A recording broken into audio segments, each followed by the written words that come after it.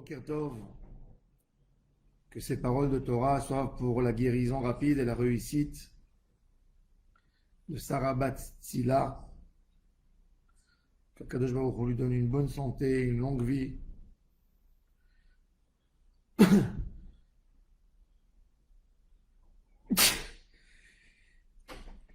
Et ainsi pour la guérison rapide de Daniel Tamar Atou Bat Fortuné, Rivka Bat Menana, Nissim Ben Rivka, Shlomo Ben Rivka, Moshe Ben Rivka, Eliyahu Hananel Ben Ruth Mesodi. Et pour la réussite d'Avraham Ben Messaouda, la guérison de Moshe Raphaël Nissim Ben Kamil. Il est écrit dans la parasha de Vayakel, Kechum Eitechem Teruma Lachem. La Torah nous demande de faire entrer les mains dans les poches et de faire sortir, de donner un gros don, un don important pour Hachem.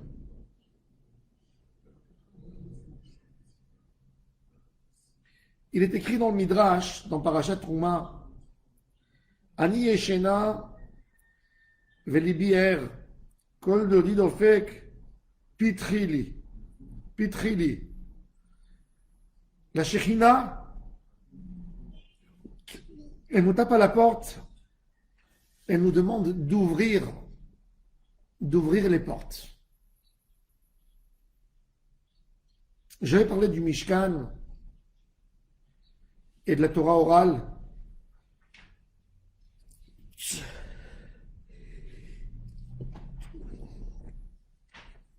Le Mishkan est extraordinaire parce que le Mishkan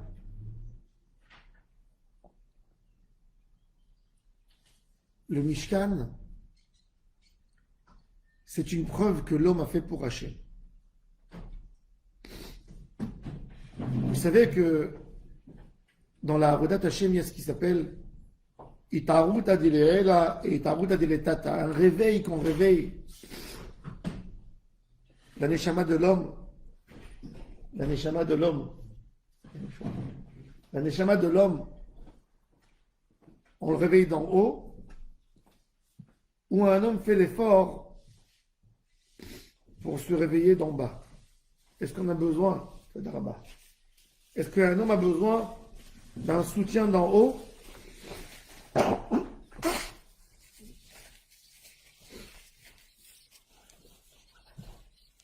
Est-ce qu'on a besoin d'être réveillé uniquement par Hachem Yitbarach en haut, ou on a un travail nous-mêmes à faire de se réveiller nous-mêmes en bas? Jusqu'à la faute du veau d'or, Am Israël n'a rien fait pour recevoir ces cadeaux d'Hachem. Mon cher Rabbeinu vient un jour dans les chantiers en Égypte et il dit à tout le monde, bientôt, très bientôt, vous allez obtenir votre liberté. Vous allez avoir une délivrance. Et le peuple a accepté. On a reçu un cadeau, pourquoi pas? La promesse qu'Akadosh Baruch Hu s'est engagé à Abraham, maintenant vous allez l'avoir.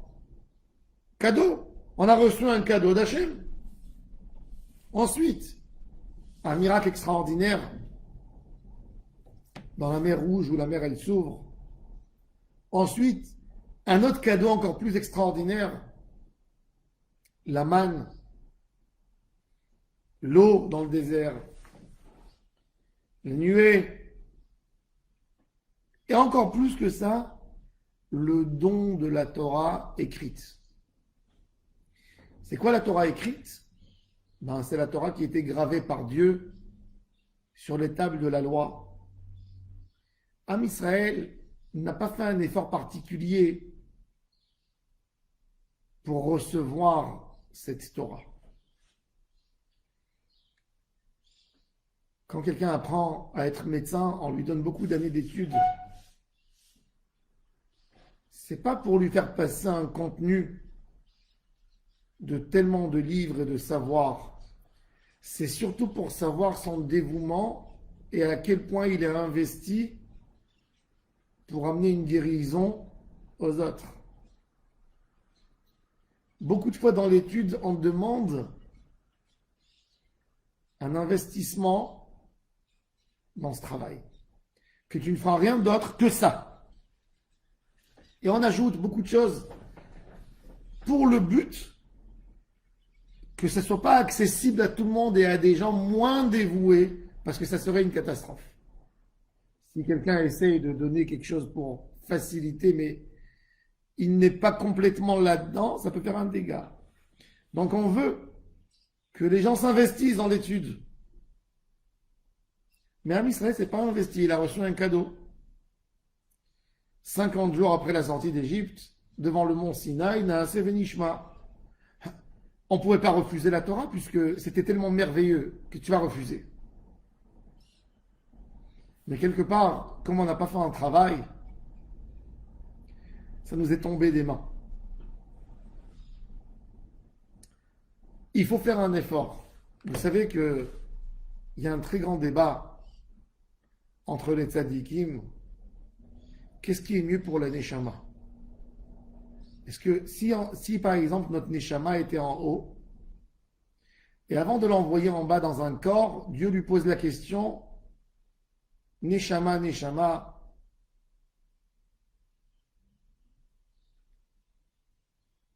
où tu veux descendre? Dans quel corps? Est-ce que tu veux descendre chez une famille pratiquante où tout est clair et tu vas continuer dans une route de Torah parce que tu vas naître dans une famille où il y a le père, le grand-père, les oncles, tout le monde a investi, ou tu vas naître dans un endroit loin de Torah et tu vas trouver ta route. Ben, la Neshama, qui est vrai en haut, elle demande, je veux une épreuve, je veux trouver moi-même la route. C'est vrai, pour nous, ça nous paraîtrait facile, mais une Neshama qui est ambitieuse, elle veut découvrir un homme qui va monter les montagnes, qui va grimper aux Alpes, au Everest. Il veut, sa Neshama, elle veut obtenir quelque chose.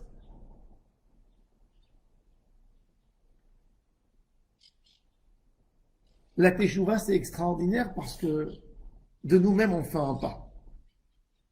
J'ai pas dit qu'il faut fauter, mais heureux l'homme que de la faute qu'il a fait dans sa vie, il tire un bénéfice. Et quoi le bénéfice? C'est qu'il va s'investir depuis maintenant pour chercher Hachem. Il peut arriver beaucoup plus loin que celui qui est né là-dedans. Celui qui est né dans la Torah. Il n'a pas à chercher, mais celui-là, il a à chercher. Il a des épreuves. Il a goûté à tout et il quitte tout pour Hachem. Ça, c'est la beauté d'un Baal Teshuvah. Et le Mishkan, l'idée du Mishkan, c'est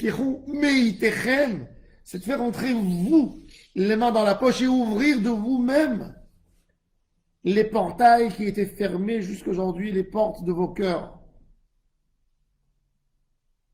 Et Akadosh Baruch Hu a demandé qu'on fasse quelque chose de costaud nous-mêmes, un Beth Amikdash, que même s'il sera détruit un jour, on aura le rôle de le reconstruire.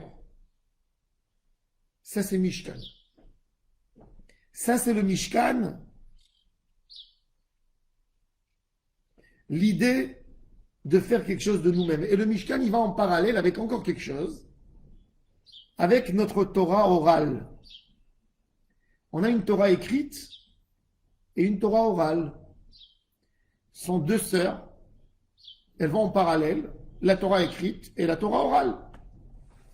Mais pourquoi on a besoin d'une Torah orale? Pourquoi c'est pas tout qui est écrit? Alors la Gemara, elle dit, si la Torah était entièrement écrite, ben un homme l'aurait acheté comme une collection de livres qu'on met à la maison, et quand on a un problème, ben on commence à chercher. Mais il serait jamais investi de lui-même dans l'étude de la Torah. Alors, la Torah orale à l'époque, avant qu'elle ait été écrite par Rabbi Yehuda Hanassi, tu ne pouvais pas avoir gardé la Torah en écrit chez toi, il fallait absolument aller étudier pour qu'elle soit écrite dans ton cerveau, dans ton cœur. Ça, c'est l'idée. L'idée de la Torah orale, c'est une idée d'investissement pur dans l'étude. La Torah écrite, c'est un cadeau que tu as reçu d'en haut. Et la Torah orale, c'est l'effort que tu fais d'en bas. identique au Mishkan. Et la Gemara a dit que depuis que Moshe a cassé les tables de la loi, il a amené un cadeau extraordinaire au peuple d'Israël. C'est qu'on oublie la Torah. Avant, on se rappelait, personne qui oubliait rien. D'oublier, ça te demande de faire un effort pour ne pas oublier. De te remettre en question à chaque moment. Et ça, c'est le cadeau le plus grand qu'un homme peut avoir. Quand un homme, il a quelque chose qu'il sait qu'il peut le perdre, c'est extraordinaire.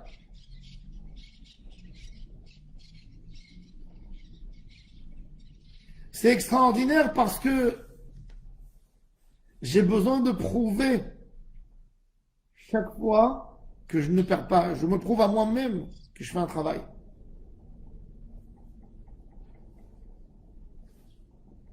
Et Akadosh Baruch Hu nous a semé dans nos cœurs, dans nos esprits, cette idée de la Torah orale. La Torah orale, c'est la teshuva de l'homme, c'est l'effort. Quand un homme a besoin de faire un effort, il est content. Vous savez, qu'est-ce qui est tellement beau dans la jeunesse? La beauté de la jeunesse, c'est l'effort que l'homme fait pour obtenir des choses. C'est ce qui rend de la jeunesse un beau moment. J'ai fait un effort. Un homme, il a une joie. Il s'est possédé une petite voiture. Il a acheté un petit appart. Il a fait quelque chose de lui-même et il retrouve la pêche, il retrouve la joie de créer. Mais quand quelqu'un a reçu toujours toute sa vie des cadeaux, il s'ennuie très vite. Il n'a jamais eu une joie, une vraie joie de découvrir quelque chose, de créer quelque chose, de construire quelque chose. Un homme est capable d'aller apprendre à faire de la nourriture, à construire quelque chose pour trouver du goût, pour avoir ce plaisir de créer. Et c'est pour ça que la Torah orale, elle laisse la place aux commentaires, elle laisse la place à l'étude. Et tout, c'est la même idée. C'est se rapprocher à Hachem en trouvant en nous un point extraordinaire de rapprochement avec Hachem Yitbarach. Ça, c'est l'idée du Mishkan. Et c'est exactement la même idée de la Torah orale. Et ça, pour nous, c'est un point extraordinaire pour nous, qu'on fait Teshuvah. Un homme n'a pas à être triste. Pourquoi je ne suis pas né dans une famille très religieuse? J'aurais évité beaucoup de problèmes. Hachem m'a mis chacun dans son parcours. Chacun a eu ce qu'il a eu dans sa vie. Et maintenant, on ne rentre pas. Chacun dans sa vie a passé ce qu'il a passé. La chorma, la sagesse de l'homme, c'est de prendre notre passé et de faire de ça une route, de prendre nos erreurs et de prendre l'erreur et de dire, de la même manière que j'ai fait la Havera, ben maintenant je vais m'investir dans la Torah. C'est-à-dire que la Havera, elle va lui donner du goût à s'investir dans la Torah pareil. Les bénis Israël, quand ils ont reçu la Torah, une grande partie parmi eux étaient endormis. Moshe Rabbeinu, il est écrit dans le Midrash que Moshe Rabbeinu est venu les réveiller. Le jour de Matan Torah, leur dire hey, Akadosh Baruch Hu, il est déjà sur le mont Sinaï. Sortez. Pourquoi? Parce qu'ils ont reçu des cadeaux.